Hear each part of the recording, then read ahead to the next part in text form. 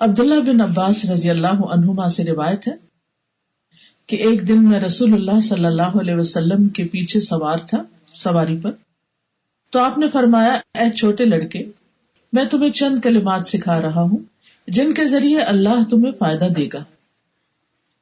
تم اللہ کے احکام کی حفاظت کرو، اللہ تمہاری حفاظت کرے گا۔ تم اللہ کی حفاظت کرو، تم اسے اپنے سامنے پاؤ گے۔ تم اسے خوشحالی میں یاد رکھو، وہ تمہیں تکلیف کے وقت یاد رکھے گا۔ جب تم مانگو اللہ سے مانگو، جب مدد چاہو اللہ سے مدد چاہو، اور جان رکھو اگر ساری دنیا بھی مل کر تمہیں کچھ فائدہ پہنچانا چاہے تو تمہیں کچھ بھی فائدہ نہیں پہنچا سکتی سوائے اس کے جو اللہ نے تمہارے لیے لکھ دیا، اور اگر وہ سارے مل کر تمہیں کچھ نقصان پہنچانا چاہے تو تمہیں کچھ بھی نقصان نہیں دے سکتے سوائے اس کے جو اللہ نے تمہارے لیے لکھ دیا۔ قلم اٹھا لیے گئے، صحیفے خشک ہو گئے، اور جان لو کہ جس چیز کو تم ناپسند کرتے ہو اس پر صبر کرنے میں بڑی خیر ہے، اور یہ کہ مدد صبر کے ساتھ ہے، اور یہ کہ مشکل کے ساتھ ہی آسانی ہے۔ اس حدیث کو سنن الترمذی میں روایت کیا گیا اور مسند احمد میں، اور یہاں جو میں نے آپ کے سامنے الفاظ رکھے یہ دونوں کے ملا کر رکھے ہیں۔ اس حدیث کے راوی عبداللہ بن عباس رضی اللہ عنہ، آپ سب جانتے ہیں کہ عباس رضی اللہ عنہ نبی صلی اللہ علیہ وسلم کے چچا تھے اور عبداللہ ان کے بیٹے، تو گویا عبداللہ آپ کے چچا کے بیٹے تھے، لیکن عمر میں آپ سے بہت چھوٹے تھے۔ یہ ہجرت سے تقریباً 3 سال پہلے بنو ہاشم میں پیدا ہوئے، اور نبی صلی اللہ علیہ وسلم کی وفات کے وقت ان کی عمر تقریباً 15 سال تھی، یعنی ٹین ایجر تھے، وہ بہت ینگ تھے جب نبی صلی اللہ علیہ وسلم فوت ہو گئے۔ لیکن عمر کی کمی کے باوجود یہ بہت ہی عقل مند، بہت سمجھدار تھے، بہت چھوٹے تھے۔ ان کی خالہ حضرت میمونہ جو تھی وہ نبی صلی اللہ علیہ وسلم کی اہلیہ تھی، تو یہ ایک دفعہ نبی صلی اللہ علیہ وسلم کے گھر میں رات گزارنے کے لیے آئے کہ میں دیکھوں کہ آپ رات کو کیا کرتے ہیں۔ تو دیکھا کہ نبی صلی اللہ علیہ وسلم جب بیت الخلاء میں داخل ہوئے تو ان کے لیے پہلے سے ہی وضو کا پانی رکھا ہوا تھا۔ آپ نے پوچھا یہ کس نے رکھا ہے، یعنی پہلے تو ایسا نہیں ہوتا تھا، تو آپ کو بتایا گیا کہ یہ عبداللہ نے رکھا ہے۔ تو آپ نے ان کو دعا دی، اللہم فقہہ فی الدین، اے اللہ اسے دین کی سمجھ بوجھ عطا کر۔ ابن عباس کہتے ہیں کہ مجھے آپ نے 2 دفعہ یہ دعا دی ہے، اللہم فقہہ فی الدین وعلمہ التأویل، اے اللہ اسے دین کی سمجھ عطا کر اور اسے کتاب کی تفسیر سمجھا، یعنی قرآن کی تفسیر کا عالم بنا۔ اس سے ایک بات تو یہ پتہ چلتی ہے کہ ابن عباس بہت ہی سمجھدار بچے تھے، اور دوسری بات یہ پتہ چلتی ہے کہ نبی صلی اللہ علیہ وسلم بچوں کو بھی توجہ دیا کرتے تھے۔ وہ چھوٹے سے تھے، ابھی علم سیکھ ہی رہے تھے کہ آپ نے ان کے لیے بہت زبردست دعا کی کہ اللہ ان کو دین کی سمجھ دے۔ ایک ہوتا ہے دین کا پڑھنا اور ایک ہوتا ہے اس کو سمجھنا، ایک ہے قرآن کا حفظ کرنا اور ایک ہے اس کو سمجھنا اور سمجھ کر اس کے مطابق عمل کرنا، تب وہ کلام ہمارے حق میں حجت بنتا ہے، ورنہ وہ کلام انسان کے خلاف بھی حجت بن سکتا ہے۔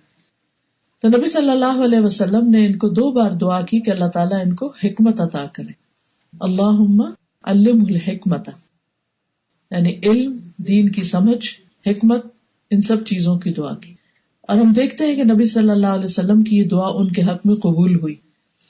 جب یہ بڑے ہوتے ہیں تو ان کے علم کی کثرت کی بنا پر ان کو حبر الامہ کا خطاب دیا گیا کہ امت کے عالم، عالم امت، اور ان کو بحر بھی کہا جاتا تھا، یعنی سمندر، ان کے پاس سمندر کی طرح کا علم، اوشن آف نالج۔ اسی طرح ان کو ترجمان القرآن بھی کہا جاتا ہے۔ عبداللہ بن مسعود کہتے ہیں کہ ابن عباس قرآن کے بہترین ترجمان ہیں، یعنی اس کے معنی خوب بتاتے ہیں، خوب سمجھاتے ہیں آیات کو۔ ابن عباس کہتے ہیں کہ حضرت عمر جب بڑے بڑے صحابہ کو بلاتے تو مجھے بھی ان کے ساتھ بلا لیا کرتے تھے، اور مجھ سے فرماتے کہ جب تک یہ بڑے لوگ بات نہ کر لیں تو تم نے بات نہیں کرنی، یعنی ان کو ساتھ ادب اور مینرز بھی سکھاتے، یعنی ان کو ان کی مجلس میں بٹھاتے لیکن اس کے ساتھ یہ بتاتے کہ بیٹھنا کیسے، ہم بعض اوقات بچوں کو مسجد وغیرہ میں لے جاتے ہیں لیکن ان کو یہ نہیں بتاتے کہ یہ اللہ کا گھر ہے، اس کے آداب کیا ہیں، اس میں کیسے بیٹھنا ہے، یہاں کیا کرنا ہے کیا نہیں کرنا. بچوں کو تو کیا بتائیں گے، ہمیں خود بھی نہیں پتا ہوتا. ہم بعض اوقات وہیں کھاتے پیتے چیزیں پھینک کر چلے آتے ہیں، یا بیٹھتے ہیں تو اتنی زور زور سے ہنسنا شروع کر دیتے ہیں، دنیا کی باتیں شروع کر دیتے ہیں. تو مسجد میں اللہ سے ڈرتے ہوئے داخل ہونا چاہیے. وما كان لهم ان يدخلوها الا خائفين، ان کے لیے جائز نہ تھا کہ وہ مسجدوں میں جاتے مگر ڈرتے ہوئے اللہ سے کہ ہم اللہ کے گھر کے اندر جا رہے. تو ہم سب پر، بڑوں پر بھی اور چھوٹوں پر بھی مسجد کا احترام اور ادب لازم. تو ابن عباس جو تھے ان کو علم کے ساتھ ادب سیکھنے کا بھی موقع ملا. ان کی وفات 68 ہجری میں ہوئی طائف میں، اور ان کا نماز جنازہ جو تھا وہ محمد بن حنفیہ نے پڑھایا. جب یہ چھوٹے تھے تو نبی صلی اللہ علیہ وسلم کے پاس آتے جاتے تھے، اور آپ کے ساتھ ایک دن سواری پر بیٹھے ہوئے تھے، اور سواری پر بیٹھ کر جب وہ ان کے پیچھے بھی تھے، لیکن اس کے باوجود آپ صلی اللہ علیہ وسلم اس موقع کو ہاتھ سے نہیں جانے دیتے اور ان کو کچھ باتیں سکھاتے ہیں. ہم بھی اپنے بچوں کو اسکول چھوڑنے جاتے ہیں، لینے جاتے ہیں، پک اینڈ ڈراپ دیتے ہیں، کبھی لانگ ڈرائیو پر بھی ان کو لے جاتے ہیں. ہمیں سوچنا چاہیے کہ ہمارا سفر کیسے کٹتا ہے اور ہم اس میں اپنے بچوں کو کیا بات سکھاتے ہیں، کیسی باتیں خود بھی کرتے ہیں اور کیسی باتیں ان کو سکھاتے ہیں. نبی صلی اللہ علیہ وسلم نے سواری پر ان کو یہ حدیث سکھائی جو میں نے آپ کو سنائی ہے، اور اس میں کتنی زیادہ کام کی باتیں ہیں. پہلی بات جو آپ نے فرمائی وہ ہے احفظ اللہ یا غلام، اے بچے، اے بیٹے، اے لڑکے، یعنی پیار سے بلایا. اور ایک اور روایت میں اغیلم بھی آتے ہیں، یا چھوٹے سے بچے. احفظ اللہ یحفظ کا، تم اللہ کے احکام کی حفاظت کرو، اللہ تمہاری حفاظت کرے گا. مطلب کیا ہے کہ تم اللہ تعالیٰ کی حدود، اس کی شریعت، اس کے احکامات پر عمل کرو. جن چیزوں سے روکا گیا ہے ان سے رک جاؤ، اور جن چیزوں کا کرنے کو کہا گیا ہے ان کو کرو. تو اللہ تعالیٰ تمہارے دین، تمہارے اہل و عیال، تمہارے مال اور جان کی حفاظت کرے گا. اب وہ کون سے احکامات ہیں خاص طور پر جن کی حفاظت کا ہمیں حکم دیا گیا ہے؟ اس میں خاص طور پر نماز کی حفاظت. قرآن مجید میں کامیاب لوگوں کی صفت جو بتائی گئی ہے وہ یہ ہے کہ والذین ھم علی صلواتہم یحافظون، کہ وہ اپنی نمازوں کی حفاظت کرتے ہیں. سورۃ البقرہ میں اللہ تعالیٰ فرماتے ہیں حافظوا علی الصلوات والصلاۃ الوسطی وقوموا للہ قانتین، سب نمازوں کی حفاظت کرو، خصوصاً درمیانی نماز کی، اور اللہ کے لیے فرما بردار ہو کر کھڑے رہو. درمیانی نماز کون سی؟ عصر کی نماز، کیونکہ اس وقت سورج غروب ہونے کے قریب ہوتا ہے نا، یعنی جلدی وہ وقت گزر جاتا ہے. اور سب لوگ، اب تو بہت لائٹس ہیں، رات بھی دن بن گئی ہیں، لیکن اس وقت لوگ جو تھے وہ دن کے آخری حصے میں اپنے کاروبار سمیٹ رہے ہوتے تھے، تو جلدی ہوتی تھی، اور سب کو یہ ہوتا تھا کہ اندھیرا ہونے سے پہلے پہلے ہم کام سمیٹ لیں، یا یہ کہ اندھیرا ہونے سے پہلے پہلے گھر پہنچ جائیں. اب آپ دیکھیے کہ آج بھی آپ لوگوں کو دیکھتے ہیں کہ سب سے زیادہ رش آور کون سا ہوتا ہے؟ یہ عصر کے بعد کا ہی ہوتا ہے. تو اس نماز پر توجہ کی ضرورت ہے. حدیث میں آتا ہے کہ اگر کوئی عصر کی نماز چھوڑ دیتا ہے، عصر کی نماز قضا کر دیتا ہے، تو وہ ایسا ہی ہے جیسے اس کا گھر اور گھر والے سبھی برباد ہو گئے. یعنی کوئی ایسی آفت آئی کہ اس کا گھر بھی تباہ ہو گیا اور اس کے گھر میں جو تھے وہ سب بھی ختم ہو گئے. یہ اس سے بڑا نقصان ہے کہ انسان عصر کی نماز چھوڑے. یعنی یہ بہت بڑا نقصان ہے کہ انسان کو کچھ بھی نہ بچے، نہ مال، نہ جان، نہ اولاد، کوئی بھی نہیں بچا. لیکن اس سے بھی بڑا نقصان ہے اس شخص کا جو عصر کی نماز چھوڑ دیتا ہے. تو کتنی زیادہ ضرورت ہے اس بات کی کہ انسان اپنے ساری پلاننگ اس طرح کرے کہ اپنے نمازوں کے اوقات کو سامنے رکھ کر باقی چیزیں پلان کرے، نہ کہ باقی چیزوں کو سامنے رکھ کے جلدی جلدی جب موقع ملے نماز پڑھ لے. تو اللہ کی حفاظت یعنی اللہ کے احکامات کی حفاظت کرو، اللہ تعالیٰ تمہاری حفاظت کرے گا، تمہارا گھر، مال، جان محفوظ رہے گا. اسی طرح اللہ تعالیٰ کی باقی حدود کی حفاظت بھی اس کے لیے آتا ہے والحافظون لحدود اللہ وبشر المؤمنین، اور وہ اللہ کی حدود کی حفاظت کرنے والے ہیں اور مومنوں کو بشارت دے دو. ایسے لوگوں کے لیے خوشخبری ہے جو اللہ تعالیٰ کے احکامات کی حفاظت کرتے ہیں. اسی طرح فجر کی نماز پڑھنے والا جو ہے وہ اللہ کی حفاظت میں ہوتا ہے.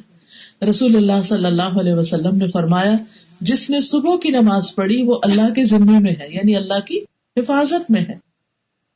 تو تم میں سے کسی سے اللہ کسی چیز کے ساتھ اپنے ذمے کا مطالبہ نہ کرے کہ اللہ اس کو پکڑے گا اور اسے جہنم کی آگ میں اوندھا کر دے گا. یعنی اگر کسی نے اللہ سبحانہ وتعالیٰ کے اس حکم کی حفاظت نہیں کی تو پھر وہ بچ نہیں سکتا کہیں. پھر اسی طرح یہ ہے کہ جو شخص اللہ کے راستے میں نکلتا ہے وہ بھی اللہ کی حفاظت میں ہوتا ہے. پھر صبر اور تقوی کے ذریعے اللہ کی حفاظت ملتی ہے. قرآن مجید میں آتا ہے سورۃ آل عمران میں وَإِن تَصْبِرُوا وَتَتَّقُوا لَا يَضُرُّكُمْ كَيْدُهُمْ شَيْئًا إِنَّ اللَّهَ بِمَا يَعْمَلُونَ مُحِيطٌ. اگر تم صبر کرو اور تقوی اختیار کرو، ڈرتے رہو، تو ان کی خفیہ چالیں تمہیں کچھ نقصان نہیں دے گی. یعنی انسان اگر اپنے دشمنوں سے ڈرتا ہے کہ پتہ نہیں میرے خلاف کیا کیا چال چلیں گے، کوئی نقصان نہیں ہوتا اگر تم صبر اور تقوی سے اللہ سے ڈر کے اپنی زندگی بسر کرتے ہو. پھر اسی طرح صبح شام کی جو دعائیں ہیں، اذکار ہیں، اگر ان کی پابندی کی جائے تو اس سے بھی انسان مختلف طرح کے شر سے محفوظ رہتا ہے. جیسے بسم اللہ الذی لا یضر مع اسمہ شیء فی الارض ولا فی السماء وہو السمیع العلیم. جو صبح شام یہ دعا 3 بار پڑھ لیتا ہے اسے کوئی اچانک مصیبت نہیں آتی، یعنی وہ اللہ کی حفاظت میں ہوتا ہے. اسی طرح جو شخص نمازوں، زکوٰۃ اور باقی چیزوں کی پابندی کرتا ہے قبر کے عذاب سے بھی محفوظ رہتا ہے. حدیث میں آتا ہے کہ میت کو جب اس کی قبر میں رکھ دیا جاتا ہے تو وہ ان کے پلٹ جانے کے وقت ان کے جوتوں کی آواز سنتا ہے. کل ہی مجھے کوئی بتا رہا تھا کہ انسان جب فوت ہوتا ہے تو مرنے کے بعد بھی اس کی جو سننے کی قوت ہوتی ہے وہ سب سے آخر میں جاتی ہے. یعنی ایون اگر روح نکل بھی جاتی ہے تو ہیئرنگ کسی نہ کسی حد تک کام کر رہی ہوتی ہے. یعنی آنکھیں تو پلٹ جاتی ہیں، اوپر ٹکٹکی لگ جاتی ہے، انسان پیچھے دیکھنے لگتا ہے. وہ کیوں دیکھتا ہے؟ اس کے بارے میں حدیث میں آتا ہے کہ جب روح نکلتی ہے تو تبعہ البصر، انسان کی آنکھ اسے دیکھ رہی ہوتی کہ وہ جدا ہو رہی، میرے سے جا رہی ہے. یعنی روح جاتی ہے اس مرنے والے کو اپنی دکھ رہی ہوتی ہے. تو یہ حکم ہے کہ آنکھیں بند کر دو فوراً. اور ویسے بھی اگر آپ دیکھیں اگر کسی مردے کی آنکھ بند نہ کی جائے فوراً تو پھر کیا ہوتا ہے؟ جسم ٹھنڈا ہو کے آنکھیں اکڑ جاتی ہیں، اور چونکہ آنکھیں پیچھے پھری بھی ہوتی ہیں موت کے وقت تو وہ اتنی خوفناک ہو جاتی ہیں کہ انسان دیکھ نہیں سکتا. ریسنٹلی کسی نے مجھے بتایا کہ کسی کی ڈیتھ ہوئی، کسی لڑکی کی، اور وہ گئی ان کو غسل دینے کے لیے. ویسے تو کسی کے مرنے کے بعد اس کی کوئی چیز نہیں بتانی، جب آپ کو تو پتہ ہی نہیں کہ کون ہے کون نہیں، تو صرف عبرت کے لیے چھوٹی سی بات کرتی ہوں. تو وہ کہنے لگی کہ ان کے مرنے کے بعد کسی نے ان کی آنکھیں نہیں بند کی، اور وہ بچی کی ڈیتھ بھی اچانک ہوئی تھی، ینگ لڑکی تھی، اور اس نے فل میک اپ بھی کیا ہوا تھا اور مصنوعی پلکیں لگی ہوئی تھی اور اندر لینزز تھے. اب وہ کہتی ہے کہ میں نے کس مشکل سے وہ پلکیں اتاری، یعنی گلو لگی ہوئی تھی تو اتر نہیں رہی تھی، اور پھر آنکھوں میں جو لینز تھے وہ تو نکلے ہی نہیں، تو آنکھیں ہم بند ہی نہیں کر سکے. کہتی ہے کہ زندگی میں نے بے شمار غسل دیے ہیں، لیکن یہ غسل دینا میت کو اتنا میرے لیے مشکل تھا کہ میں رات سو نہیں پا رہی تھی آ کے. یعنی اتنا مجھے ڈر اور خوف لگا کیونکہ وہ آنکھوں میں ایک طرح کی وحشت سی تھی. اللہ عالم، میں نے خود تو نہیں دیکھا، انہوں نے مجھے بتایا. تو انسان کو نہیں پتا کہ انسان کی موت کب آ جائے. تو ہمارے آس پاس جو لوگ ہیں ان کا بھی فرض بنتا ہے کہ انہیں پتا ہو کہ اچانک اگر ہمارے سامنے کوئی فوت ہو رہا ہے تو اس کے ہاتھ پاؤں سیدھے کریں، اس کی ٹانگیں اکٹھی کریں، اس کی آنکھیں بند کریں.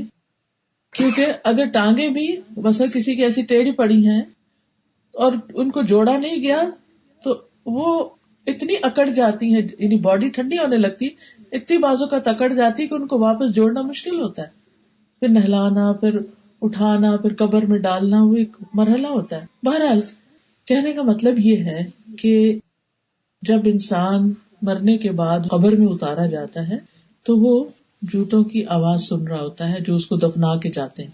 اگر وہ مومن ہوتا ہے تو نماز اس کے سرانے کی طرف آ جاتی ہے، روزہ دائیں طرف آ جاتا ہے، زکوٰۃ بائیں طرف آ جاتی ہے، اور دیگر نیک کام، صدقہ، نفل، نیکی، لوگوں سے بھلائی، اس کے دونوں پاؤں کے پاس باقی چھوٹی چھوٹی ساری نیکیاں آ جاتی. تو جو اس کے فرائض ہیں وہ اس کو ایک طرح سے اوپر سے رائٹ لیفٹ پروٹیکٹ کرتے ہیں.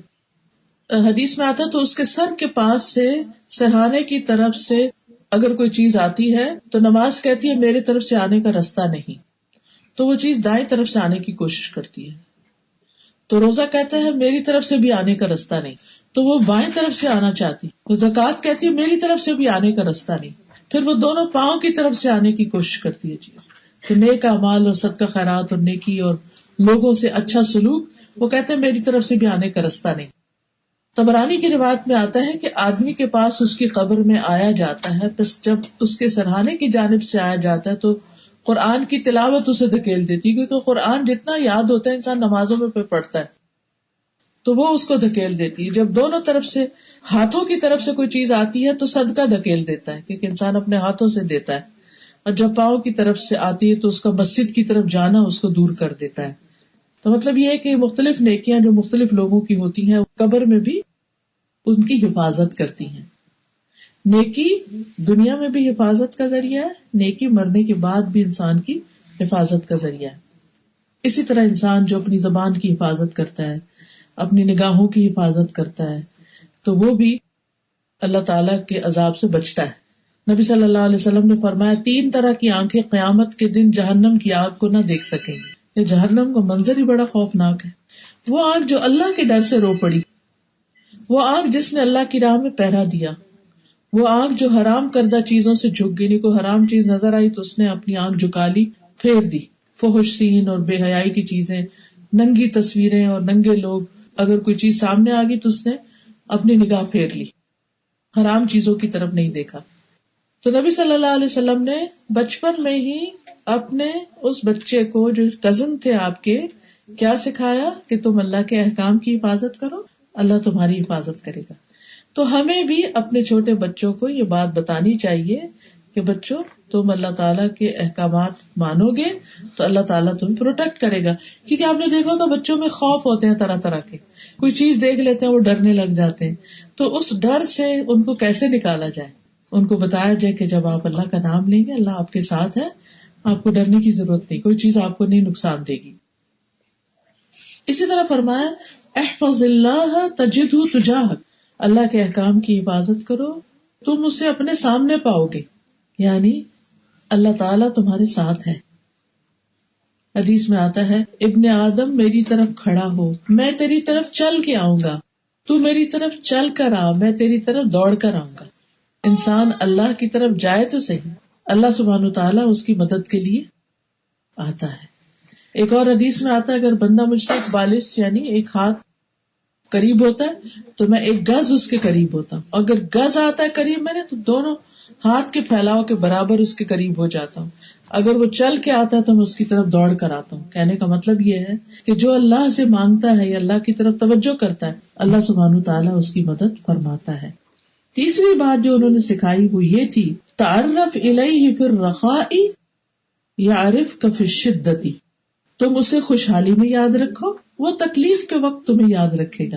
یعنی جب تمہارے اوپر اچھے دن ہیں تو بھی اللہ کی عبادت کرو، ذکر کرو، دعا کرو، تو جب برے دن آئیں گے تو اللہ تعالیٰ تمہاری تکلیف کو کاٹ دے گا. یعنی ہم عام طور پر اللہ کی طرف کب رجوع کرتے ہیں؟ جب ہماری زندگی میں کوئی مشکل ہوتی ہے. جب اچھے دن ہوتے تو ہم بھول جاتے ہیں اور اپنی دنیا کی دوڑ میں لگ جاتے ہیں. لیکن جو لوگ اچھے دنوں میں دعائیں مانگتے ہیں، اپنے فرائض ادا کرتے ہیں، تو جب تکلیف آتی ہے تو ان کی دعائیں سنی جاتی ہیں. چوتھی چیز جو سکھائی وہ کیا تھی اذا سألت فاسأل اللہ، جب تم سوال کرو مانگو تو اللہ سے مانگو، یعنی لوگوں سے نہیں مانگو، اللہ سے مانگو. اور اللہ سے مانگنا کیا کہلاتا ہے؟ دعا.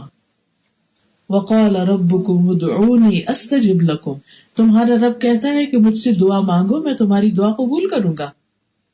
تو انسان کو ہمیشہ اللہ سے دعا کرتے رہنا چاہیے. دعا نہ کرنا تکبر ہے اور اللہ تعالیٰ تکبر کرنے والوں کو پسند نہیں کرتا.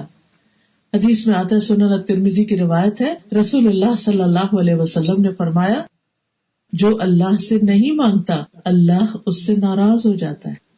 تو اللہ تعالیٰ سے مانگتے رہنا چاہیے ہر معاملے میں. صحابہ کا طریقہ یہ تھا کہ جوتے کا تسمہ بھی ٹوٹتا تو اللہ سے مانگتے تھے. تو اللہ سبحانہ تعالیٰ سے انسان دل ہی دل میں اس کو پکارتا رہے، سوال کرتا رہے، دعا مانگتا رہے. کسی بھی چیز کی زندگی میں کمی ہو کوئی بھی دکھ ہو، کوئی بھی پریشانی ہو، کچھ بھی مسئلہ ہو، دل میں اللہ سے دعا کرے، اور جو مانگتا ہے اللہ اس کو ضرور دیتا ہے۔ رسول اللہ صلی اللہ علیہ وسلم نے فرمایا، مسند احمد کی روایت ہے، جو مسلمان اپنا چہرہ اللہ کے سامنے گاڑ کر کسی چیز کا سوال کرتا ہے وہ اسے ضرور عطا کرے۔ گاڑ کر کا مطلب کیا؟ پوری توجہ سے جو مانگتا ہے، کیونکہ دوسری حدیث کے مطابق اللہ غافل دل کی دعا نہیں سنتا، لیکن جو توجہ سے مانگتا ہے اللہ تعالیٰ اسے ضرور دیتا ہے، خواہ جلدی عطا کرے یا دیر سے کرے۔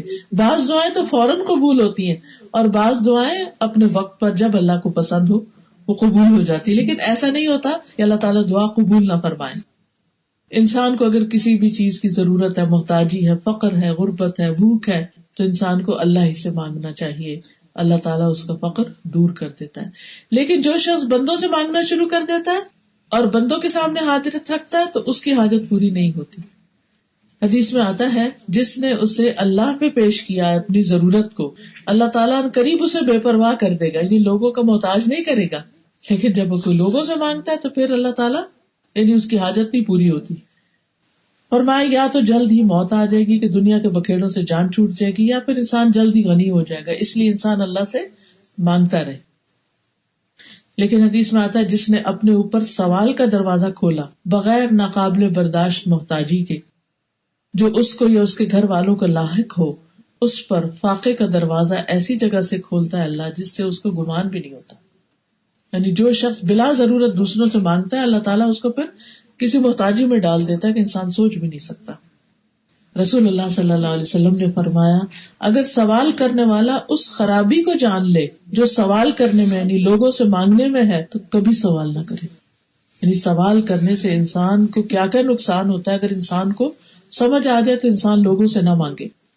اور ویسے بھی یہ کہ قیامت کے دن ایسا شخص جو لوگوں سے مانگتا رہتا ہے، اس کی عادت ہے، ہیبیچول ہے، قیامت کے دن اس حال میں آئے گا کہ اس کے چہرے پہ گوشت کا ٹکڑا تک نہیں ہوگا، بالکل ایسے ڈراؤنی شکل ہوگی اس کی، کیونکہ سوال جو ہے نا وہ انسان کی عزت کے خلاف ہوتا ہے، یعنی اس کی آبرو جاتی ہے۔ تو قیامت کے دن اس کے جو چہرے کے اوپر سے وہ چلا جائے گا نا اسکن، تو یہ بھی اس کے آبرو جانے کی، عزت جانے کی علامت ہوگی۔ نبی صلی اللہ علیہ وسلم نے فرمایا، صحیح بخاری کی روایت ہے، تم میں سے کوئی بھی اگر ضرورت مند ہو تو اپنی رسی لے کر آئے، لکڑیوں کا گٹھا باندھ کر اپنی پیٹھ پر رکھ کر لائے اور اسے بیچے، اس طرح اللہ تعالیٰ اس کی عزت کو محفوظ رکھے، تو یہ اس سے اچھا ہے کہ وہ لوگوں سے سوال کرتا پھرے، پھر وہ اسے دے یا نہ دے۔ نبی صلی اللہ علیہ وسلم نے فرمایا، لوگوں سے بے نیاز ہو جاؤ اگرچہ مسواک کی لکڑی کیوں نہ ہو، یعنی لوگوں سے توقع نہ رکھو، لوگوں سے لالچ نہ رکھو، بلکہ اپنی کوشش کر کے، محنت کر کے اپنی ضروریات پوری کرو۔ نبی صلی اللہ علیہ وسلم نے فرمایا، کون ہے جو مجھے ضمانت دے کہ وہ لوگوں سے کچھ نہیں مانگے گا، میں اس کے لیے جنت کی ضمانت دوں گا۔ تو سیدنا ثوبان کہتے ہیں، یعنی جن کو آپ نے یہ حدیث سنائی کہ اس کے بعد وہ کسی سے کچھ نہیں مانگتے تھے، تو اذا سألت فاسأل اللہ کا یہ معنی ہے دیگر احادیث کی روشنی میں۔ پانچویں چیز جو آپ نے سکھائی، اب آپ دیکھیے کہ بچوں کو اگر آپ یہ باتیں سکھاتے ہیں تو کتنی جلدی میچور ہو جائیں گے، کتنے سمجھدار ہو جائیں گے۔ کیونکہ چھوٹے بچے ہوتے ہیں نا، وہ جہاں کہیں جاتے ہیں ان کو کچھ پسند آ جاتا ہے، خالہ کے گھر گئے، ماموں کے گھر گئے، بچوں دوسروں کے کھلونے دیکھے، وہ اس کے پیچھے لگ جاتے ہیں، یہ ہم نے لینا، ساتھ لے کے چلنے لگتے ہیں۔ تو یہ بات اگر آپ پہلے سے ان کو سمجھا کے لے جائیں گے تو انشاءاللہ آپ دیکھیں گے کہ وہ پھر اس وقت وہاں جا کر آپ کو تنگ نہیں کریں گے۔ پانچویں چیز، وَإِذَا اسْتَعَنْتَ فَاسْتَعِنْ بِاللَّهِ، جب مدد چاہو اللہ سے مدد چاہو۔ جیسے ہم ہر نماز میں کیا کہتے ہیں، إِيَّاكَ نَعْبُدُ وَإِيَّاكَ نَسْتَعِينُ، ہم صرف تیری ہی عبادت کرتے ہیں اور صرف تجھ سے مدد چاہتے ہیں۔ مدد انسان کب مانگتا ہے؟ جب وہ کسی مشکل میں گھرا ہوا ہوتا ہے، پریشان ہوتا ہے۔ رسول اللہ صلی اللہ علیہ وسلم نے فرمایا، ایسی چیز کی حرص رکھو جو تمہارے لیے نفع مند ہو، اور اللہ سے مدد طلب کرتے رہو اور اس سے عاجز مت ہو، یعنی کبھی بھی اللہ سے مانگنے سے مت تھکو۔ جہاں خیال آئے، بندوں کی طرف دھیان جائے، فوراً اللہ کی طرف پھیر لو۔ اب آپ دیکھیے کہ کس طرح اللہ سبحانہ وتعالیٰ نے ہمیں مایوس ہونے سے بچایا ہے۔ انسان کی زندگی میں مایوسی کب آتی ہے؟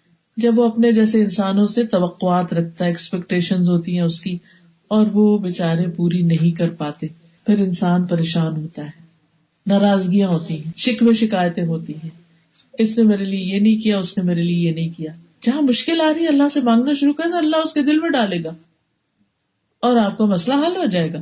اور ضروری نہیں کہ اللہ تعالیٰ اسی سے آپ کو مسئلہ حل کروائے جس کے اوپر آپ توقع رکھیں، وہ اپنے غیب کے خزانوں سے کسی اور کو بھیج دے گا آپ کی مدد کے لیے، تو پھر آپ لوگوں کے محتاج نہیں رہیں گے.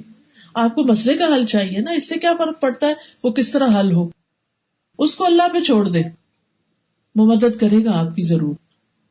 مطلب یہ ہے کہ تم سارے کی ساری توقع اور توکل بس اللہ پہ رکھو، وہ کام بنائے گا. اور یہ بچپن سے سکھانے کی چیز ہے. بچوں کو چوٹ لگ جائے، بچوں کو کوئی چیز ضرورت ہو تو انہیں سکھایا جائے کہ کس طرح وہ اللہ کی طرف توجہ کرے، اللہ سے مانگے. مثلا موسیٰ علیہ السلام نے اپنی قوم کو کہا استعینوا باللہ واصبروا، لوگو اللہ سے مدد مانگو اور صبر کرو. یعنی تم پر فرعون نے جو ظلم و ستم ڈھا رکھا ہے اس کا مقابلہ تم نہیں کر سکتے، اللہ ہی کرے گا، اس سے مدد مانگو. اور کس طرح اللہ نے مدد کی، پھر وہ چیز جو امپاسبل لگتی تھی اللہ نے اس کو پاسبل کر دیا. چھٹی چیز جو انہوں نے سکھائی وہ کیا ہے، فرمایا وَعْلَمْ أَنَّ الْأُمَّةَ لَوْ اجْتَمَعَتْ، جان لو کہ اگر ساری دنیا بھی مل کر تمہیں کچھ نفع پہنچانا چاہے، کوئی فائدہ نہیں دے سکتا سوائے اس کے جو اللہ نے تمہارے لیے لکھ دیا. اگر سارے مل کر تمہیں کچھ نقصان دینا چاہے تو نقصان نہیں دے سکتے سوائے اس کے جو اللہ نے تمہارے لیے لکھ دیا. قلم اٹھا لیے گئے، صحیفہ خشک ہو گئے. تو انسان کو یہ بات یاد رکھنی چاہیے، اس پر پورا ایمان اس کا ہونا چاہیے کہ ہر طرح کا نفع اور نقصان صرف اللہ کے ہاتھ میں ہے. اس سے کیا فائدہ ہوتا ہے کہ لوگوں کا ڈر دل سے نکل جاتا ہے. اچھا میں نے اگر اس کی بات نہیں مانی نا، اس کو راضی نہیں کیا تو مجھے یہ اور یہ نقصان ہو جائے گا. نہیں، جو چیز آپ کی قسمت میں لکھی ہے وہ مل کے رہے گی. آپ کا رزق لوگوں کے ہاتھ میں نہیں ہے، آپ کا فائدہ لوگوں کے ہاتھ میں نہیں ہے، اس کا مالک صرف اللہ ہے. قرآن مجید سورۃ یونس میں اللہ تعالیٰ فرماتے ہیں وَإِن يَمْسَسْكَ اللَّهُ بِضُرٍّ فَلَا كَاشِفَ لَهُ إِلَّا هُوَ، اگر اللہ تمہیں کوئی تکلیف پہنچانا چاہے تو اس کے سوا کوئی نہیں جو اسے دور کر سکے، اور وہ تجھ سے کوئی بھلائی کرنا چاہے کوئی نہیں جو اسے ٹالے. وہ اپنے بندوں میں سے جسے چاہے اس فضل سے نوازتا ہے، اور وہ بخشنے والا ہے، رحم کرنے والا ہے. سورۃ فاطر میں بھی فرمایا ما یفتح اللہ للناس من رحمت فلا ممسک لها وما یمسک فلا مرسل له من بعدہ. اللہ اگر لوگوں کے لیے اپنی رحمت کا دروازہ کھول دے تو اسے کوئی بند کرنے والا نہیں، اور جسے وہ بند کر دے اس سے اس کے بعد کوئی کھولنے والا نہیں. تو اگر اللہ کی طرف سے خیر لکھی ہے نا تو پہنچ کے رہے گی. لوگ کیا کریں گے؟ کچھ نہیں کر سکتے. اور اگر اللہ کو منظور نہیں تو پھر لوگ مل کے بھی تمہاری مصیبت نہیں ٹال سکتے، اور جس سے اللہ روک دے اسے کوئی اور نہیں دے سکتا. اسی لیے ہم ہر نماز کے بعد جو دعا مانتے ہیں اور ہمیں دعا سکھائی گئی وہ کیا ہے، اللہم لا مانع لما اعطیت ولا معطی لما منعت ولا ينفع ذا الجد منک الجد. اے اللہ جسے تو دے اس سے کوئی روکنے والا نہیں، اور جسے تو نہ دے اسے کوئی دینے والا نہیں، اور کسی مالدار کو اس کی مال و دولت تیری بارگاہ میں کوئی فائدہ نہیں دے سکتی. یعنی دنیا میں کسی کے پاس کتنا بھی مال ہو وہ اس کو اللہ کے عذاب سے بچا نہیں سکتا. قارون کے پاس کیا کچھ کم خزانے تھے؟ سب جانتے ہیں نا قارون کی کہانی قرآن میں بیان ہوئی ہے، کیا انجام ہوا اس کا، کتنی بڑی عبرت ہے اس میں. اتنا مال تھا اس کے پاس کہ جن کی صرف کنجیاں ان خزانوں کی انسان نہیں اٹھا سکتے تھے، اونٹوں کی ایک جماعت اٹھاتی تھی. اونٹوں پہ لاد کے وہ اگر کہیں جانا ہوتا، ہم اگر گھر سے نکلتے ہیں تو چابی کہاں رکھتے؟ بیگ میں، بس اتنی سی، اور وہ آرام سے اٹھا بھی لیتے. اور اب تو بہت جگہ لاک جو ہے وہ کارڈ یا ٹچ سسٹم سے بھی، چھوٹی سی چیز ہے، گاڑیوں میں اکثر دیکھا ہوگا آپ نے کہ وہ چھوٹا سا ڈیوائس ہے، بس وہ لگاتے ہیں تو کھل جاتی. اور اب تو کچھ گاڑیاں ایسی بھی بنی ہے کہ آپ گھر میں فون کے ذریعے ان کو انسٹرکشن دے دیں اور آپ کا، حتیٰ کہ اگر پارکنگ لاٹ میں کھڑی ہے تو سامنے آ جائے گی خود ہی. ٹیسلا کا نام سنا ہوگا آپ نے، یعنی سیلف ڈرائیو ہے، ڈائریکشن بھی خود ہی دیکھ لیتی ہیں. آپ بس بیٹھ جائیں اس میں، اپنے وہ اس میں ڈال دیں، ڈائریکشن ڈال دیں، وہ خود بخود لین چینج کرتی جائے، خود بخود پہنچ جائے گی. آپ بیٹھ کے کمپیوٹر پہ کام کریں، پہنچا دے گی آپ کو. آپ دیکھیے کہ اللہ سبحانہ وتعالی اگر بندے کے حق میں خیر چاہتا ہے تو پھر کوئی نہیں آپ سے روک سکتا. اس لیے آپ لوگوں پہ بھروسہ نہ کریں، اللہ پہ کریں. اور قارون کی بات ہو رہی تھی کہ قارون کے خزانے، اتنی بڑی جماعت ان کو اٹھاتی تھی کیونکہ خزانے ہی خزانے تھے اس کے، اور ان کو بڑے بڑے لاک لگے ہوئے تھے، اور ان بڑے لاکس کی چابیاں بھی بڑی.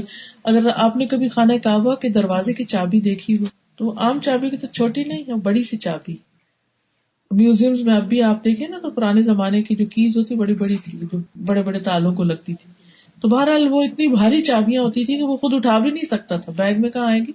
اونٹوں کی بھی، ایک اونٹ نہیں کئی اونٹ مل کے ایک گروپ آف کیمل جو تھا وہ چابیاں اٹھاتا تھا جب اس کو کہیں جانا ہوتا تھا، کیونکہ چابی انسان پیچھے نہیں چھوڑ کے جاتا، ساتھ لے کے جاتا ہے نا جہاں بھی آپ. تو بہرحال ہوا کیا، انجام کیا ہوا، جب اس پہ عذاب آیا تو وہ سارا مال اس کو بچا نہیں سکا. تو اس لیے مال پر بھی بھروسہ نہیں کرنا چاہیے، مال بھی کام نہیں آتا، انسانوں پر بھی نہیں. کئی دفعہ آپ نے دیکھا ہوگا کہ بچے جوان ہو کر، صحت مند ہو کر ماں باپ سے پہلے فوت ہو جاتے ہیں، بوڑھے ماں باپ رہ جاتے ہیں، بچے فوت ہو جاتے ہیں. جن کو آپ نے اپنے بڑھاپے کا سہارا سمجھ کے پالا تھا، اللہ کی مصلحت سے وہ سہارا چلا جاتا ہے، لیکن پھر بھی بڑھاپا تو گزر ہی جاتا ہے. سب لوگ ہی دنیا میں کسی نہ کسی طرح زندگی پاس کر جاتے ہیں. رفعت الاقلام وجفت الصحف، تقدیر لکھی جا چکی، اور صرف وہی مصیبت آئے گی جس کے آنے کا اللہ اجازت دے گا. اور جب آپ دعا کرتے کہ اللہ میں مصیبتوں سے بچا تو اللہ اس کو روک بھی دیتا. تو اس لیے اصل تعلق پھر ہمارا اللہ سے ہونا چاہیے. اگر ہمیں کسی چیز کا ڈر ہے نا تو اس کے نقصان سے بچنے کے لیے بھی اللہ ہی سے مدد مانگے، اور اگر کوئی فائدے کی چیز چاہیے تو اس فائدے کے حصول کے لیے بھی اللہ سے مانگے. اسی لیے ہم استخارہ پڑھتے ہیں نماز میں، نماز استخارہ، کہ اس میں دعا جو پڑھتے ہیں کیا ہے کہ اللہم انی استخیرک بعلمک، اے اللہ میں تجھ سے خیر مانگتا ہوں تیرے علم کی وجہ سے، یعنی تجھے پتا ہے کہ میرے لیے خیر کیا ہے، تو مجھے وہ خیر اور بھلائی عطا کر دے. تقدیر پر ایمان لانے کا یہ فائدہ ہوتا ہے کہ انسان کی زندگی میں اگر کوئی تکلیف آتی ہے تو اس پر اس کا نروس بریک ڈاؤن نہیں ہوتا، وہ اپنے حواس نہیں کھو بیٹھتا، کیونکہ اس کو پتا ہوتا ہے کہ یہ اللہ کے اذن سے ہی آئی ہے، اس میں ضرور کوئی خیر ہے. اور اسی لیے 7ویں بات جو سکھائے گی وہ کیا ہے، وَاعْلَمْ أَنَّ فِي الصَّبْرِ عَلَىٰ مَا تَكْرَهُ خَيْرًا كَثِيرًا، جان لو کہ جس چیز کو تم ناپسند کرتے ہو اس پر صبر کرنے میں بڑی خیر ہے. جب انسان اللہ پہ بھروسہ کرتا نا کہ اگر کوئی تکلیف میری زندگی میں آئی ہے تو وہ بھی اللہ کے اذن سے، تو میں اس پر صبر کروں گا، پھر اللہ کا وعدہ ہے کہ پھر تمہیں اس کا اجر بھی بے پناہ ملے گا. کچھ چیزیں انسان اپنی زندگی میں اپنے لیے پسند نہیں کرتا، اس کو بہت ناگوار ہوتی ہیں. آپ سب کے ساتھ بھی کوئی نہ کوئی ایسا ایکسپیرینس ہوگا کہ کچھ چیزیں آپ کو سخت ناپسند، آپ کہتے ہیں مجھ سے برداشت ہی نہیں ہوتی، میں اب اس سچویشن میں رہ ہی نہیں سکتی.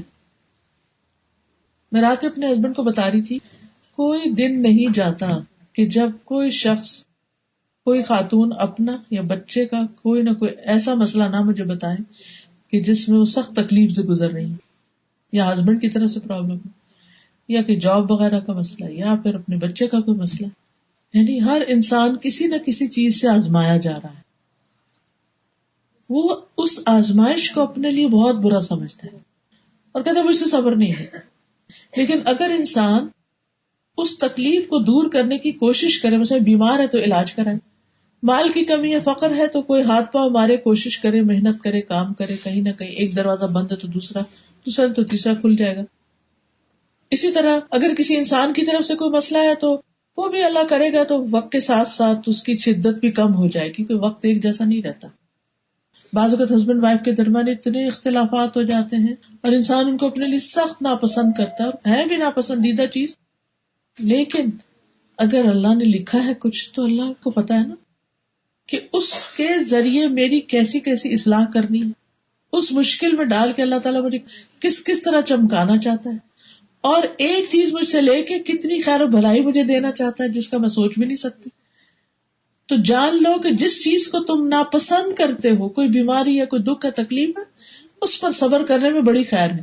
کیونکہ قیامت کے دن صبر کرنے والوں کو جب اجر ملے گا تو دوسرے لوگ کہیں گے کاش ہماری اسکن کینچیوں سے کاٹ دی جاتی، ہمیں بھی یہ اجر ملتا جو ان کو ملا. تو دنیا میں بھی ایسا ہوتا ہے نا، جب ہم کسی کے پاس کوئی بہت اچھی چیز دیکھتے ہیں تو ہم کہتے ہیں یہ والی میرے پاس ہوتی نا پھر بات تھی. کچھ لوگوں کو گاڑیوں کو بڑا شوق ہوتا ہے, کچھ کو موبائل کا, سیل فونز کا.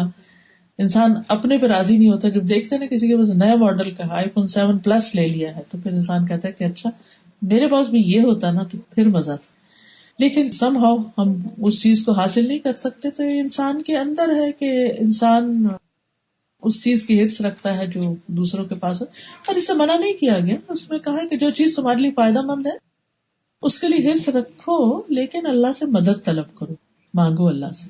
عاجز مت بنو کہ نہیں اٹس امپاسبل, مجھے تو مل ہی نہیں سکتی یہ چیز. اور اگر کوئی مصیبت آ جائے تو یہ نہ کہو کاش میں ایسا کر لیتا ویسا کر لیتا, کیونکہ کاش کا لفظ جو شیطان کا دروازہ کھول دیتا ہے. لیکن اگر کوئی تکلیف آ جاتی تو صرف یہ کہتے رہنا کاش یہ نہ آتی, کاش ایسا نہ ہوتا, کاش ایسا. اللہ سے مدد مانگے انسان, اور اللہ سبحانہ وتعالیٰ اس میں بہت قریب ہوتا ہے, سنتا ہے, مدد کرتا ہے. آج صبح مجھے کوئی بتا رہی تھی کہ وہ یہاں سے ایڈمنٹن گئی تو انہیں اتنا اندازہ نہیں تھا کہ ایڈمنٹن میں کتنی سنو ہوتی. تو کہنے لگی کہ میں جب وہاں گئی تو کچھ لوگوں نے مجھے کہا کہ دیکھو یہاں کا ونٹر ذرا بھاری ہوتا ہے, لوگ ڈپریشن میں چلے جاتے ہیں, تو تم نے گھر میں بند نہیں ہو جانا, باہر نکلنا. ان کے بچے ہیں چھوٹے چھوٹے, تو تم نے باہر بھی نکلنا ہے. تو کہتے ہیں میری امی نے بھی مجھے کہا کہ دیکھو تم باہر کہاں جاؤ گی, چلو بچوں کو لائبریری میں لے جایا کرو, بچے بھی چھوٹے اسکول نہیں جاتے. کہتے ہیں بچے کو اسٹرولر میں ڈالا اور میں نے لائبریری کی طرف جانے لگی. تھوڑی دور گئی کہ میرا جو اسٹرولر تھا وہ برف میں پھنس گیا, اور آس پاس کوئی اللہ کا بندہ نہیں تھا, اور عجیب سی گلومی سا موسم. اور تو اس وقت میں نے کہا یا اللہ تو جانتا ہے کہ اس وقت تیرے سے میری کوئی مدد نہیں کر سکتا, میں صرف تجھ سے مدد مانگتی ہوں, تو مجھے اس مشکل سے نکال. کیونکہ اس کے لیے پاسبل ہی نہیں تھا کہ وہ اس کو اٹھا کے کہیں آگے پیچھے کرے, یا کچھ بچہ کو اٹھائے, یا اسٹرولر اٹھائے, یا ان کو نیچے رکھے, یہ کیا کرے کیا نہیں کرے. کہتے نو ویئر 2 لوگ آ گئے کہیں سے, انہوں نے مجھے دیکھا مشکل میں, تو کہتے مجھے ڈر بھی لگا کہ حجاب بولیے میں سب, لیکن انہوں نے کہا کہ آپ کو کہاں جانا ہے, تو ہم آپ کی ہیلپ کرتے ہیں, پہنچا دیتے. کہتے انہوں نے کم سلو والے رستے سے گھما کے مجھے لائبریری کی بلڈنگ تک پہنچا دیا. کیونکہ مجھے اندر سے اتنا ڈر لگی, کیونکہ اس وقت باقی دکانیں تو بند تھی, ایک شراب کی دکان کھلی تھی, مجھے لگ رہا تھا کہ جیسے یہ لوگ وہیں جا رہے ہیں. تو مجھے گھبراہٹ بھی ہوئی کہ کہیں ایسا نہ ہو کہ مجھے کوئی نقصان دے یا کچھ, لیکن اللہ اللہ کر کے میں پہنچی. تو کہتی اس وقت میں نے سوچا کہ اگر میں اس وقت سنو کو برا بھلا کہتی, اور یا جنہوں نے مشورہ دیا تھا باہر نکلنے کا ان کو برا بھلا کہتی, یا کسی اور کے ساتھ میں کچھ کرتی, میں نے فوراً اللہ کو پکارا کہ اللہ آپ مجھے اب اس میں سے نکالیں, جو میں تو اس میں سے نہیں نکل سکتی, پھنس گئی. ہر انسان کی زندگی میں اچانک ہی کوئی ایسی چیز آ جاتی ہے کہ انسان اس کے لیے پریپیئرڈ ہی نہیں ہوتا. ایسے میں پھر انسان کہتے یہ, پھر انسان دانت پیسے لگتا, فلاں کی تو میں خبر لوں گی, اس نے مجھے یہ کہا تھا, یہ کھا لو, یا ایسا کر لو, وہ کر لو, وہاں چلی جاؤ. نہیں, لوگوں پر غصہ نہیں کریں, اب جو ہونا تھا ہو گیا. اللہ کو پکارے, اللہ سے مدد مانگے. اذا استعنت فاستعن باللہ, اور صبر سے کام لے, زبان کو روک لے. کہ انسان فوراً بدگمان ہو جاتا ہے, فوراً برا بھلا بولنا شروع کر دیتا ہے, اور غیبت کر کے اپنے نیکیاں بھی ضائع کر دیتا ہے, اور اس تکلیف پر صبر نہ کر کے مصیبت میں پھنس جاتا ہے. تو ایسے میں انسان جب صبر کرتا ہے تو اس پر اجر ملتا ہے. رسول اللہ صلی اللہ علیہ وسلم نے فرمایا جو کوئی صبر کرے گا اللہ اسے صابر بنا دے گا. وہ کہتے ہیں نا مجھ سے صبر نہیں ہوتا, نہیں, جو صبر کرے گا اللہ اس کو صبر دے گا. جب تک کرنا چاہے گا اللہ اس کو صبر دے گا. اور اللہ نے کسی کو صبر سے بڑھ کر وسعت والی نعمت عطا نہیں کی. صبر نعمت, جی ہاں نعمت, کہ انسان تکلیف میں اپنے آپ کو سنبھالے اللہ کو پکار کر اللہ کی مدد کے ساتھ. نبی صلی اللہ علیہ وسلم نے فرمایا وہ مومن جو لوگوں سے ملتا جلتا ہے اور ان کی طرف سے آنے والی تکالیف پر صبر کرتا ہے اس مومن سے اجر و ثواب میں کہیں زیادہ ہے جو لوگوں سے میل جول نہیں رکھتا اور نہ ہی ان کی طرف سے آنے والی تکلیفوں پر صبر کرتا ہے. یعنی یہ اس مومن کے بارے میں ہے جو گھل مل کے نہیں رہتا. اور گھل مل کے رہنے میں کیا ہوتا ہے, اس کی بات سنی تو دل پہ لگ گئی, اس نے کچھ کہہ دیا وہ مائنڈ کر گیا, کوئی غیبت سنا دی کسی کو, تو انسان کی طبیعت خراب ہونے لگتی ہے بعض اوقات میل ملاقات سے. لیکن مجبوراً پھر انسان اکیلا بھی تو نہیں رہ سکتا, آپ کو نکلنا ہی ہوتا ہے لوگوں. تو لوگوں کی تکلیفیں برداشت کرنا اجر و ثواب کا باعث ہے بنسبت اس کے انسان آئسولیٹ ہو جائے, صرف اپنی دنیا میں گم ہو جائے. آپ دیکھیے ڈپریشن کب ہوتا ہے, جب انسان لوگوں سے میل جول چھوڑ دیتا ہے. کسی سے ملتا جلتا نہیں، بات نہیں کرتا، کسی کو اپنا دکھ نہیں سناتا، کسی کا دکھ سنتا نہیں، کسی کے کام نہیں آتا، نہ کوئی اس کے کام آتا ہے. لیکن نا گھر والے بھی، آس پاس کے دوست بھی تنگ آ جائے تو اس کو کہتے ہیں اس کو تو اس کے حال پہ چھوڑ دو، کسی دم وہ بات ہی نہیں کرتا. تو ایسے میں پھر مسائل حل تو نہیں ہوتے. انسان نکلے، تکلیف تھوڑی برداشت کر لے. بعض اوقات ایسا بھی ہوتا ہے انسان جب ایک تکلیف برداشت کرتے کرتے تھک جاتا ہے تو انسان کہتا ہے کہ بس میں اب کوئٹ کر رہا ہوں، میں گھر سے نکل رہا ہوں، میں الگ ہو رہا ہوں. انسان سوچے کہ الگ ہونے کے بعد جو حالات ہیں کیا وہ آسان ہے؟ کل ایک خاتون نے اپنی ایک بچی کا مسئلہ بتایا. میں یہ واقعات اس لیے بتا دیتی کیونکہ آپ کو تو نہیں پتا کہ وہ دنیا کے کس کونے سے کس نے مجھے کس کام کے لیے کانٹیکٹ کیا اور مسئلہ کیا تھا، لیکن ان واقعات میں ایک سبق ہوتا ہے، اس لیے یہ واقعات بیان کرنے پڑتے ہیں. قرآن مجید میں اللہ تعالیٰ فرماتے ہیں فَقْصُصِ الْقَصَصَ لَعَلَّهُمْ يَتَفَكَّرُونَ، ان کے سامنے قصے بیان کیجیے تاکہ یہ لوگ غور و فکر کریں. ہماری ایک جاننے والی تھی تو انہوں نے کچھ سال پہلے شادی کی. شادی ان کی ذرا لیٹ عمر میں ہوئی، تقریباً 40 کے قریب تھی وہ. بہرحال شادی ان کی دوسری جگہ پر تھی، یعنی اس شخص کی پہلی بیوی فوت ہو چکی تھی تو انہوں نے شادی کی. شادی سے پہلے بھی مجھ سے انہوں نے مشورہ کیا. اس وقت میں نے ان سے کہا کہ اس عمر میں عام طور پر انڈرسٹینڈنگ ذرا مشکل ہوتی ہے تو بس صبر سے کام لینا ہوگا. خیر شادی ہو گئی. شادی کے بعد فوراً ہی ایک بچی اللہ نے دے دی.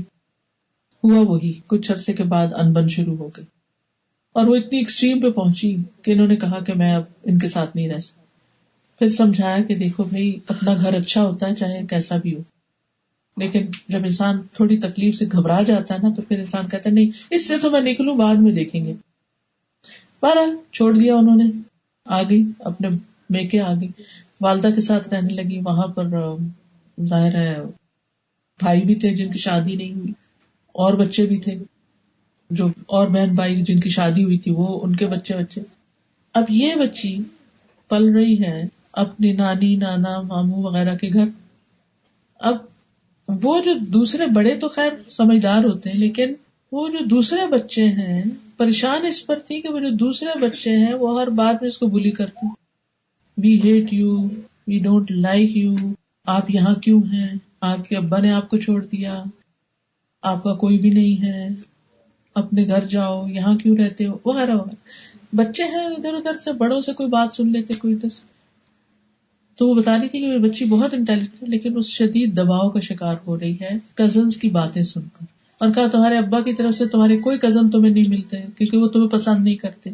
ہوتا ہی ہے نا جب طلاق وغیرہ ہو جاتی ہے، سیپریشن یا خلا جو بھی، تو پھر وہ ان کے پورے خاندان سے انسان کٹ جاتا ہے. اب اگر بچے ہو تو وہ بھی سارے خاندان سے کٹ گئے. ایک مشکل سے نکلنے کے لیے انسان خود بھی اور بچے بھی کس قدر اور مشکلات میں آ جاتے. ٹھیک ہے ایک شخص کے ساتھ رہنا بڑا مشکل ہے، لیکن اس سے الگ ہو کے رہنا کیا آسان؟ وہ بھی آسان نہیں. میں نہیں کہتی کہ اللہ نے اس چیز کی اجازت نہیں دی، لیکن انسان چھوٹی چھوٹی تکلیفوں پر بہت بڑے بڑے سٹیپ نہ لے لے. فوراً صبر سے کام لے، حسن سلوک سے کام لے، نبھانے کی کوشش کرے. دوسرا اچھا نہیں بھی کرتا تو احسان کرے، شاید اس کا دل نرم ہو جائے. لیکن اگر کوئی چارہ نہیں اور کوئی فیصلہ ہو ہی ایسا گیا تو پھر صبر کرے، اللہ سے اچھے اجر کی توقع رکھے، کیونکہ کچھ چیزیں آپ کے ہاتھ میں نہیں ہوتی. آپ رہنا بھی چاہتے ہیں، دوسرے آپ کو رکھنا نہیں چاہتے، پھر آپ کیا کریں؟ آپ کے پاس چوائس ہی نہیں. ایسے میں پھر انسان صبر سے کام لے. تو بہرحال جب انسان صبر کرتا ہے تو انسان کے درجے بلند ہوتے ہیں. بعض نیکیوں پر انسان بلند درجوں تک نہیں پہنچتا جتنا تکلیفوں پہ صبر کر کے پہنچتا ہے. اور پھر 8ویں بات جو آپ نے سکھائی وہ تھی وَأَنَّ النَّصْرَ مَعَ الصَّبْرِ، مدد صبر کے ساتھ ہے، یعنی صبر کے نتیجے میں مدد آتی ہے اللہ کی. ایک وقت ہوتا ہے تکلیف کا، جب وہ گزر جاتا ہے تو پھر حالات میں وسعت آ جاتی، مشکلات آسان ہو جاتی ہیں. اللہ تعالیٰ فرماتے ہیں سورۃ البقرہ میں یا ایھا الذین آمنوا استعینوا بالصبر والصلاۃ ان اللہ مع الصابرین. اے ایمان والو جب کوئی مشکل درپیش ہو تو نماز اور صبر سے مدد لو، یقیناً اللہ صبر کرنے والوں کے ساتھ ہے. ایسا نہ سمجھو تکلیف میں کہ اللہ نے تمہیں چھوڑ دیا، اللہ تمہارے ساتھ ہے، لیکن اس وقت وہ تمہیں کچھ سکھانا چاہ رہا ہے یا تمہیں اس سے بہتر کچھ دینا چاہ رہا ہے. تو اللہ کے فیصلوں پر راضی رہو. پھر اسی طرح صبر کرنے والوں کو اللہ کی محبت نصیب ہوتی ہے. واللہ یحب الصابرین. صبر اور دعا کے نتیجے میں بہتر نعم البدل ملتا ہے. الذین اذا اصابتهم مصیبۃ قالوا انا للہ وانا الیہ راجعون اولئک علیہم صلوات من ربہم ورحمہ. ایسا صبر کرنے والوں پر اللہ کی نوازشیں ہوتی ہیں اور رحمت آتی ہے اور آخرت میں جنت ہے. حدیث قدسی میں اللہ تعالیٰ کا ارشاد ہے، اے اولاد آدم، اگر صدمے کی ابتدا میں تو صبر کر لے، یعنی مصیبت پڑتے میں کوئی صبر کر لے اور اجر کا طلبگار بن جائے تو میں تیرے لیے جنت سے کم کسی ثواب پہ راضی نہ ہوں گا، یعنی اس کا بدلہ تجھے جنت ہی لازمن دوں گا. سبحان اللہ. وہ وقت ہوتا بڑا مشکل، لیکن اپنے آپ کو نا ذہنی طور پر تیار کیا کریں. کچھ چیزیں ہوتی ہیں جن کے بارے میں انسان ڈرتا ہے کہ میری زندگی میں یہ نہ ہو جائے، وہ نہ ہو جائے، کہیں میں یہ خبر نہ سن لوں. کبھی ایسا تھا میں اپنے ماں باپ سے بڑی محبت ہوتی ہے، ہم چاہتے ہیں ہمیشہ زندہ رہیں، لیکن ایسا تو نہیں ہو سکتا. ہمیں دھڑکا لگا رہتا ہے کہ کہیں ان کی وفات کی خبر نہ آ جائے، کہیں ان کی بیماری کی خبر نہ آ جائے. ایسے ایسے خوف آتے ہیں نا دل میں. تو اپنے اندر یہ پریپیئر کیا کرے کہ اگر ایسی کوئی خبر آئی تو میں کیا کروں گی، میں اپنے اوپر کیسے کنٹرول کروں گی. اپنے اوپر خود پہلے سے ایکسرسائز کر کے رکھے کہ میں یہ پڑھوں گی، میں یہ بولوں گی اور یہ نہیں بولوں گی، تاکہ جب وہ چیز سامنے آئے تو انسان تیاری کے ساتھ اس کا مقابلہ کر لے اور اجر سمیٹ لے. کیونکہ اللہ نے اس شخص کے لیے لازم جنت کا وعدہ کیا جو ایسی مصیبت پہ صبر کرے. اسی طرح بعض اوقات انسان اپنی کسی مثلا جاب کے بارے میں فکر مند ہے کہ یہ میری جاب چلی نہ جائے، کہیں ایسا نہ ہو جائے، کہیں ویسا. کئی چیزیں انسان کو فکر مند کرتی. جس چیز کے بارے میں خوف ہے اس کے بارے میں سوچیں، اگر ایسا ہو تو مجھے کیا کرنا ہے، کیسے نپٹوں گی. میں اللہ سے مدد مانگوں گی، میں انا للہ پڑھوں گی، میں چیخوں چلاؤں گی نہیں، میں اللہ سے ناراض نہیں ہوں گی، میں بندوں سے ناراض نہیں. بعض اوقات ہمیں اپنے بچوں کے بارے میں خوف ہوتا ہے. چھوٹے ہیں تو ہے کہیں بیمار نہ پڑ جائیں، کہیں فوت نہ ہو جائیں. بڑے ہیں تو کہیں امتحان میں فیل نہ ہو جائیں، کہیں ایسا نہ ہو جائے، کہیں ویسا نہ ہو جائے. یہ سارے خوف، اور خوف کی کوئی نہ کوئی قسم کسی نہ کسی کو لاحق رہتی. ایسے میں انسان اپنے آپ کو سجھائے کہ کیسے میں نے اس کا مقابلہ کرنا ہے. اگر کوئی ایسی ناگوار اور ناپسندیدہ چیز میری زندگی میں آتی ہے تو اس موقع پر میں کیا کروں گا تاکہ مجھے اجر تو ملے.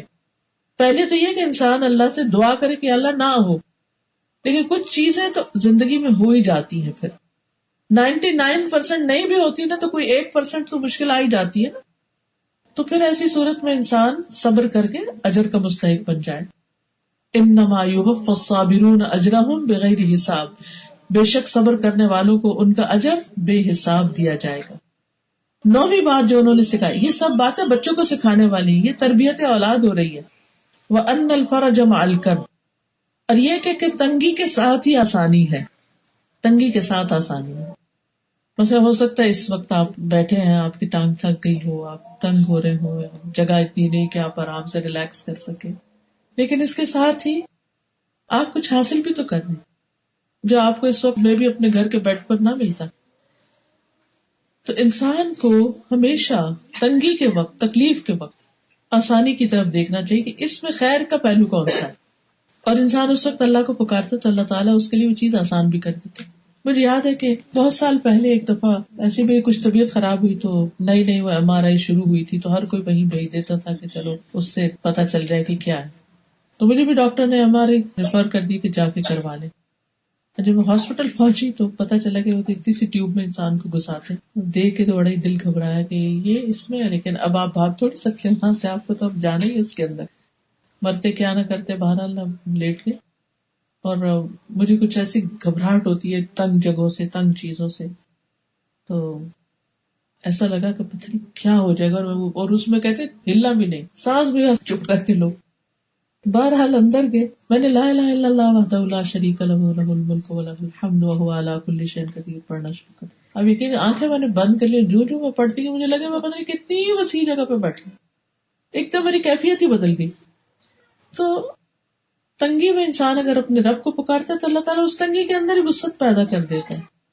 حضرت یونس علیہ السلام کے ساتھ کیا، مچھلی کے پیٹ میں تھے، لا الہ الا انت سبحانک انی کنت من الظالمین پڑھا. اللہ نے کہاں سے مچھلی کے پیٹ کا اندھیرا، سمندر کا اندھیرا، رات کا اندھیرا، اور کہاں اللہ نے ان کو باہر نکال دیا.